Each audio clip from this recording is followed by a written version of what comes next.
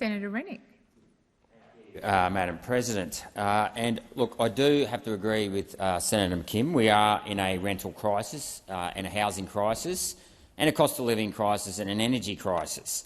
And of course, that's, in my view, has been brought about by a very high immigration rate that is unsustainable. Ultimately, last quarter we had 150,000, or last reported quarter back in the March quarter was 150,000 immigrants in the quarter, which translates to 600,000 immigrants throughout the year, which is, interestingly enough, actually 200,000 more than what Labor forecast, or what Treasury, because they're the guys who actually run the country, overpaid muppets, but anyway, is what Treasury forecast. So that is obviously going to increase demand. Now, look, the problem with price controls is that you will actually end up capping supply of new housing, because as what we've got is an inflation problem, and the cost of building is going up, and because the cost of building is going up, many builders are actually going broke and out of business, which is actually reducing the supply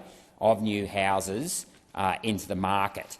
And what we really need to do is for the RBA to get in touch with the real world and to actually use the levers available to them, not just qualitative easing, which of course in layman's term is manipulating the price of money on the first Tuesday of every month.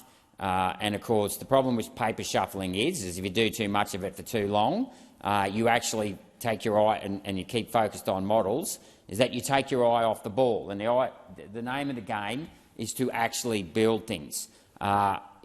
True freedom is the child of affluence, and affluence comes from productivity.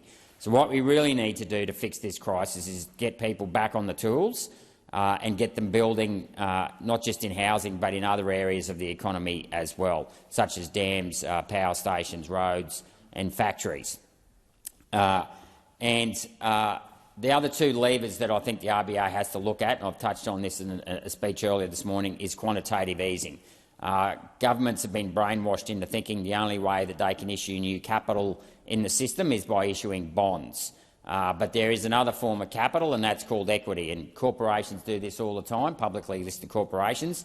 They go out and issue new capital. And as a sovereign country, we can issue new capital as a means to actually increase supply, because what the RBA has done is lift interest rates. I've lost count, but I think it's 10 to 12 times in the last 18 months.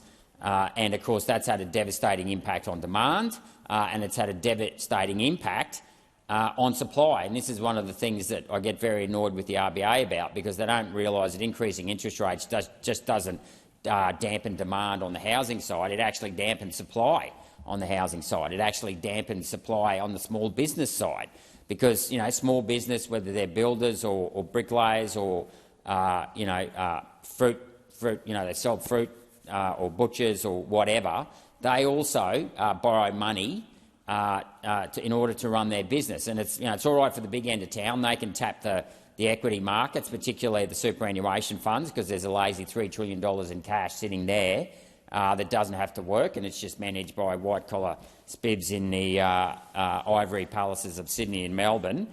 So much for free markets when 12% of your income's taken from you and given to someone else you don't know. Actually, that's something we could do. We could make superannuation optional so that people can actually afford to buy their own homes as well.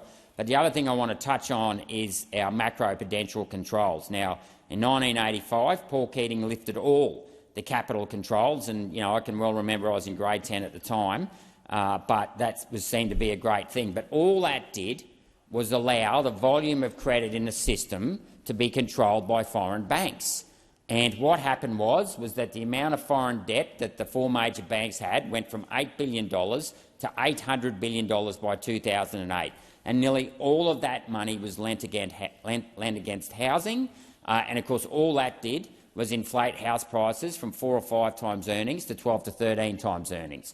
And what that did, of course, when house prices went to 12 to 13 times earnings, was put two parents back in the workforce. And now two parents are actually working for the foreign banks rather than actually focusing on raising their children and being involved up at the school, where we desperately need more volunteers. helping out with fates and things like that. So we really need to reform our monetary system. This is a whole broad economy issue. Thank you. Thank you.